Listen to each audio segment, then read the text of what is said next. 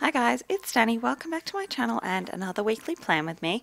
This week I'm planning for the 26th of November through to the 2nd of December, and this is going to be my first spread of the Christmas season. So I'm using two partial kits, I suppose.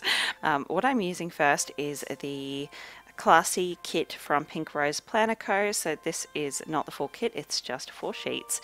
The full boxes, the washi and date covers, and the like functional sheet, I suppose, with the glitter headers and checklists and some scripts. And then I'm also going to be using this Nati Planning Jolly Christmas sampler. So I thought this would be perfect for this week because there's only 2 days of December in this week. So what I'm going to do is use this classy kit for the week up till Friday. And I like this kit because it's got those Christmassy sort of colors, but it's not like clearly Christmas. And I'm going to use the Nati Planning Christmas sampler for the weekend. So I thought that was just a bit fun, a bit cute, and I'll enjoy doing that.